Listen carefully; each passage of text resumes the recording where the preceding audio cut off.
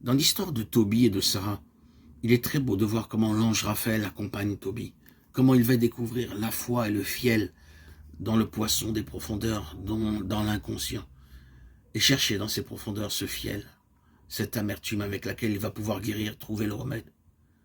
Raphaël est une qualité de présence qui nous conduit vers la guérison, une guérison que l'on a à découvrir par soi-même.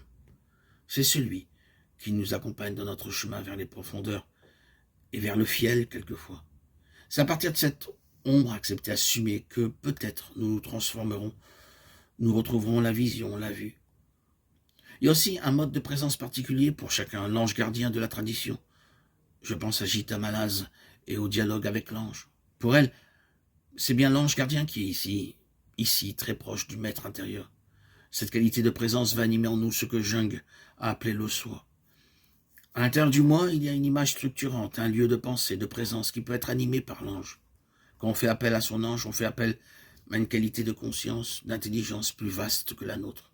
L'ange, c'est le meilleur du meilleur de soi-même, l'ange positif.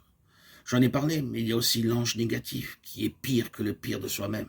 Lorsqu'on parle de présence, on peut penser présence de lumière, présence d'une intelligence, présence de ce qui nous conduit vers une voie de guérison, mais qui n'a pas été visité par des qualités de présence maléfiques.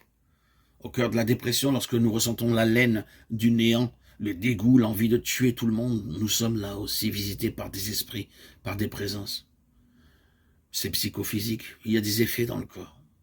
Cette violence, cette tristesse, ce dégoût qui nous traverse peut en effet se somatiser de différentes façons, plus ou moins désagréables. Il y a donc des présences positives et des présences négatives. Quand on parle du transpersonnel, il faut savoir qu'il ne s'agit pas seulement du transpersonnel positif, mais aussi du transpersonnel diabolique, négatif, destructeur. Dans l'homme, il y a des présences plus méchantes que l'homme. Il y a des êtres dont la violence n'est pas humaine. Un être humain ne peut pas concevoir autant de cruauté intelligente, qui n'est pas une cruauté animale. Un animal, une fois nourri, n'est plus cruel. Il y a chez certains hommes une cruauté tout à fait humaine, mais chez certains êtres, une cruauté plus qu'humaine. On a effectivement l'impression qu'un ange accompagne certains êtres pour les aider à supporter les événements invraisemblables de leur vie. Il y a aussi des êtres dont on sent bien la violence perverse, terriblement intelligente, et qui feront tout pour détruire. Il faut savoir que certains êtres peuvent faire un pacte avec ce type d'intelligence et être des incarnations, des possessions de cet esprit mauvais, de cette présence magnifique. Parlant des présences du minéral, il aurait fallu distinguer la présence du cristal, du charbon. Vous vous souvenez de ce dialogue où Zola dit à Mallarmé, « Vous savez, le diamant, ce n'est que du charbon. » Et Mallarmé de répondre, « Oui, tout à fait, mais c'est plus rare. » Ainsi, il est intéressant de voir que dans le monde minéral, il y a aussi des plans de présence. Et lorsque je parle du monde angélique, il y a ces plans obscurs du spirituel, et ces plans plus lumineux, plus cristallins, plus proches du Christ.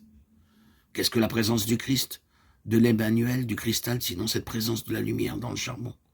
Qu'est-ce qu'un diamant, sinon un charbon qui a laissé entrer en lui un peu de lumière? Qu'est-ce qu'un Christ, sinon quelqu'un qui a reçu l'onction, qui a reçu l'esprit, Pneuma? Quelqu'un qui est habité par la présence même de la lumière créatrice et qui l'incarne. La présence du Christ, telle qu'en parle la tradition, c'est l'archétype de la synthèse, c'est-à-dire que l'on peut sentir en nous, et c'est tout à fait différent de la présence angélique, une présence qui active notre pouvoir de synthèse. Synthèse entre le matériel et le spirituel, synthèse entre créé et l'incréé, entre l'éternel et le temps. On est vraiment dans le monde de la présence qui introduit de l'éternité dans du temps. C'est l'instant éternel.